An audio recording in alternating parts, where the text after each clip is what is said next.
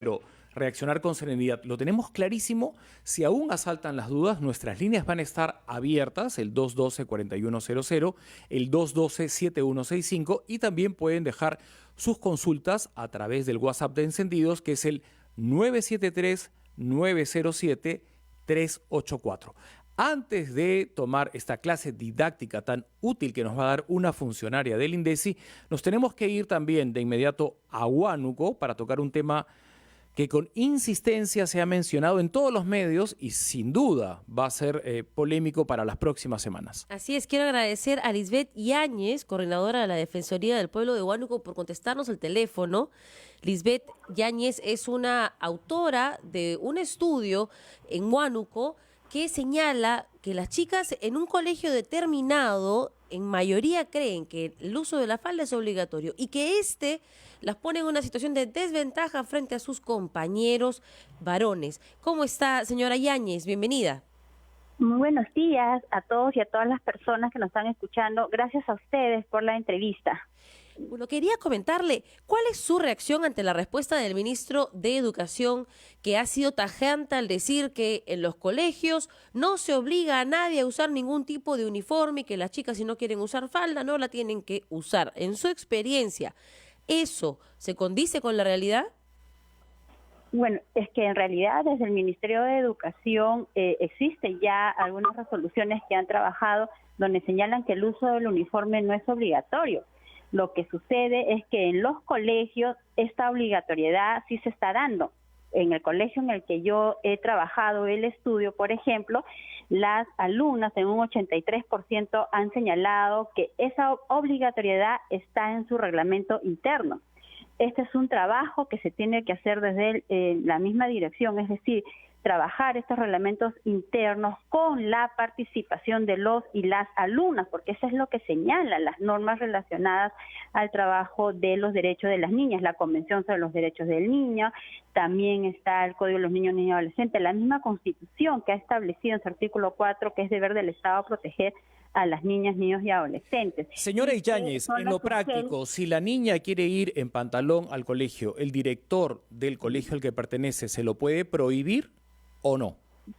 Ya, lo que está sucediendo es que al momento que las niñas acuden al colegio, se les indica que el uniforme es precisamente la falda y los varones es el pantalón. Pero estarían contradiciendo lo que ha dicho el ministro de Educación y lo que ha ratificado anoche, que lo que importa es el rendimiento académico, los principios que de alguna manera los maestros les puedan transmitir en el aula y que cada alumno se sienta cómodo de ir con la ropa que tenga, ¿no? Así es, efectivamente. Por eso, entonces recordémosles a los padres de familia y a los alumnos qué es lo que tienen que hacer si algún director de colegio les impide ingresar en contradicción con lo que ha dicho el ministro de Educación. Claro, lo que sucede es que esta imposición está establecida en el reglamento interno. El reglamento interno es un esos reglamentos entonces están en contra de la norma.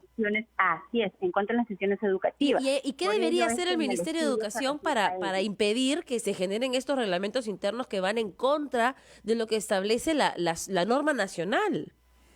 Ya, lo que pasa es que quien tendría que revisar estos reglamentos internos cae la responsabilidad en los directores de la SUGEL y a su vez en los directores de las direcciones regionales de educación. Que no lo están haciendo. Que revisar estos reglamentos internos y asegurarse de que se escuche la voz de las niñas y los niños y adolescentes en las instituciones educativas. Situación que, por ejemplo, en el colegio César Vallejo del distrito de Amarilis no se ha advertido. Por ello es que las alumnas han señalado ello, ¿no? Señora Yáñez, el 11 de marzo empiezan las clases. Lo que menos queremos generar es una situación de conflicto y confrontación, sino más bien un año escolar armonioso, entusiasta, donde las alumnas y los alumnos estemos todos bien informados y no seamos de alguna manera como que avasallados en algo que no está vigente. Así es, los niños y las niñas y adolescentes tienen derecho a opinar. El ejercicio de este derecho está establecido en la Convención sobre los Derechos del Niño y como Defensoría del Pueblo también lo hemos señalado en reiteradas oportunidades. Hay que escuchar a las niñas, ¿Qué opinan las niñas? A los niños y las adolescentes. Lo que las niñas han señalado es que el usar la falda sí consideran que es una situación de desigualdad y las pone en desventaja con los varones. ¿Por qué? Porque señalaban ellas que no pueden saltar, no pueden movilizarse con facilidad al momento de usar la falda, como sí lo han advertido en los varones. Por ello que ellas han señalado en su gran mayoría que se sentirían más cómodas usar un bus. Tiene bastante lógica, ¿no? Yo he visto... En la hora de recreo, jugar, ¿no?, con bastante tranquilidad, sin el temor que se levante la falda, sin el temor de que se les pueda romper, ¿no es cierto? Habría que especificar hasta dónde llega la potestad del director del colegio para permitir lo que ya está anunciado por el propio ministro de Educación, que no existe esta contradicción entre lo que ya se ha de alguna manera difundido, que las alumnas y los alumnos se sientan cómodos. De eso se trata la educación, ¿no? Así es, efectivamente. La educación tiene que ser una educación igualitaria, en definitiva el sistema educativo tiene que garantizar que las alumnas se sientan cómodas. Y en ese sentido, por ejemplo, el congresista Alberto de Belaunde le ha pedido al ministro que especifique, que envíe un informe a las UGELes recordándoles que no pueden obligar a los chicos a usar determinados uniformes. ¿Usted estaría detrás de ese pedido o lo apoyaría? Claro, nosotros hemos, al menos personalmente y también ya como institución, estamos de acuerdo. Es más, yo saludo que tanto el congresista como también la organización Seven Children estén impulsando este tema para generar condiciones de igualdad en las instituciones educativas, ¿no? Es necesario que desde el Ministerio de Educación se pueda dirigir a sus directores de educación en la región Huánuco, donde generaba una investigación, y también si sucede esta situación en otras regiones, para que pueda ser el uso de la falda un facultativo y no obligatorio, o sea, que sea una decisión y no una imposición, que es lo que finalmente propongo como resultado de mi investigación. Muchas gracias, señora Yáñez. Creo que todos estamos en concordancia con lo dicho, en coincidencia con lo expuesto, ¿no? O sea, la imposición no necesariamente en el caso del vestuario, ¿no?, es cómoda, porque ¿quién puede saber lo que siente una niña con falda? O sea, solo la vivencia de la vida cotidiana, que tiene bastante lógica lo que dice, ¿no? ¿Qué es lo bonito? Quiere jugar en el recreo, quiere subirse a un árbol y está incómoda con falda, ¿no? Algo que me parece lindo de esto es que Lisbeth Yáñez hizo este estudio para su maestría y fue tan contundente su estudio que la Defensoría del Pueblo lo ha tomado y ha dicho es verdad. No le estamos preguntando a las chicas cómo se sienten cómodas. Tiene toda lógica, y la que quiera su falda porque le encanta ponerse su falda, la ponga. Y el hombre que es escocés tampoco le vas a quitar su falda y que sea feliz con su falda. ¿Usaría falda escocesa, por ejemplo? Yo sí, me encantaría, ¿no? Yo no tengo ninguna prejuicio ni ninguna limitación con respecto a lo que me pongo. Que me guste y que me sienta cómodo y ya está. Eso no va a cambiar mi personalidad ni me va a volver una peor o mejor persona. Así es. Bueno, en lo que sí queremos volvernos, sin duda, también por consenso, es en mejores ciudadanos en caso de desastre natural. Todos tenemos que tener este decálogo, este terremoto, cuyo epicentro ha sido en un pueblo de Ecuador, nos devuelve a la realidad. ¿Y cuántos tienen la mochila de emergencia en la casa? ¿Cuántos? La mayoría no la tiene. ¿Qué debe contener esa mochila de emergencia? Le damos la bienvenida a Silvia Pasuni, gracias por estar acá. Ella es una representante de INDECI. Y tomen nota, por favor, y llámenos si tienen la duda de a dónde deben pararse, debajo del umbral de la puerta. ¿Tienen las dudas sobre las zonas de seguridad de sus propias casas o de sus barrios? Llámenos. Esta secuencia es justamente para terminar de formarnos como ciudadanos responsables en caso de desastre natural. Silvia, bienvenida. Buenos días, muchas gracias Mauricio, gracias Alejandra por el espacio.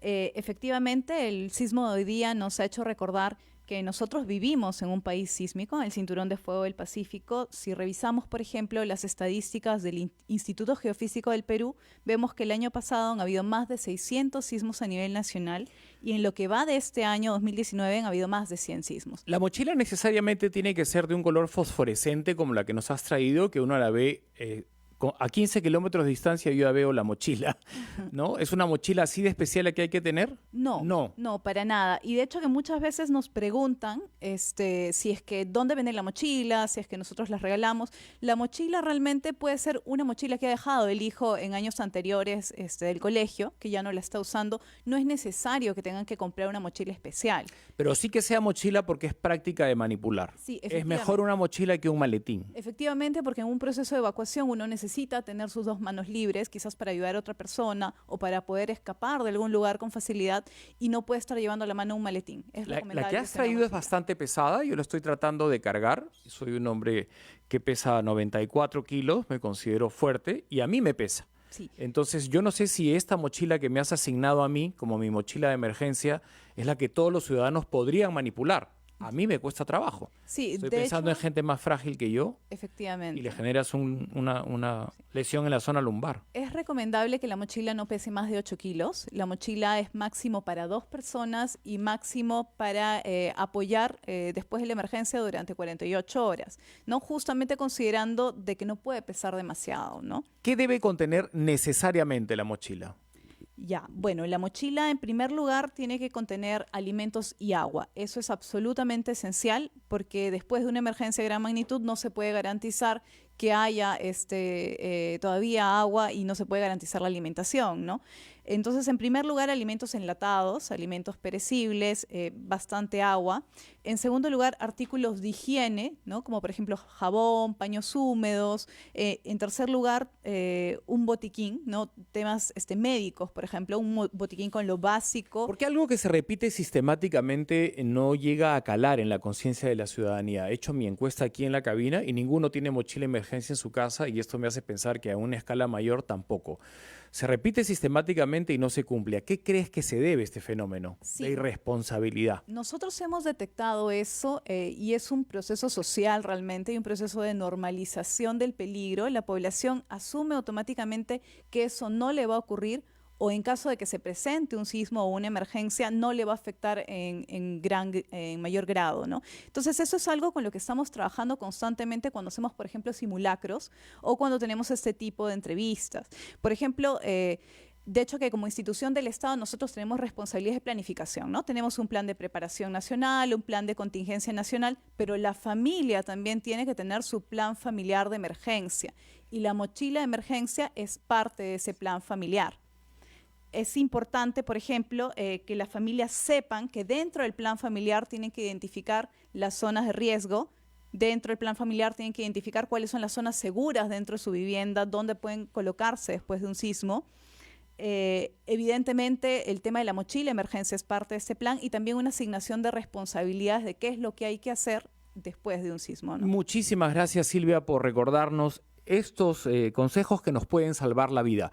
Seguimos muy atentos a todo lo que pasa en Cúcuta. Es allí donde está la noticia. El mundo entero se concentra en el desenlace de este concierto y las acciones que tome Juan Guaidó para saber si recupera finalmente Venezuela o no. Vamos a la pausa y volvemos con mucho más en Encendidos.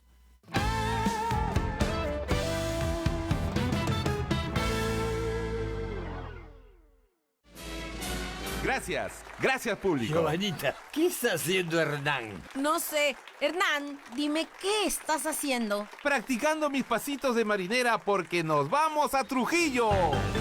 Hoy desde las 2:30 de la tarde, te esperamos en el patio de comidas del Mall Plaza de Trujillo. No te pierdas el programa en vivo de Los Chistosos.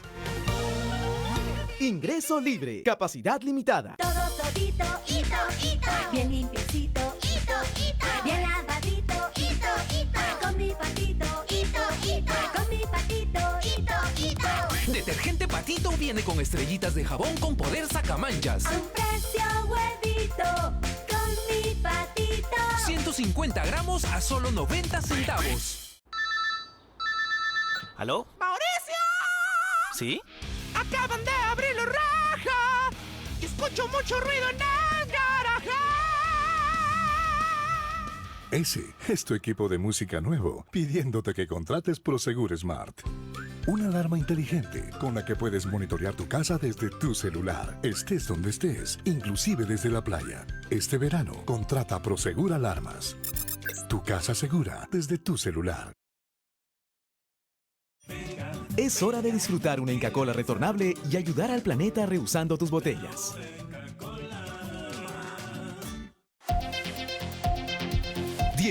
y 32.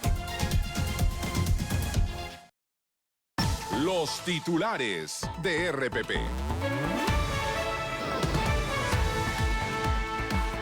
Alan García debería pedir la suspensión de su militancia en el partido aprista mientras es investigado por la Fiscalía, demandó Alan Rivera, dirigente de un movimiento que busca la renovación en la agrupación.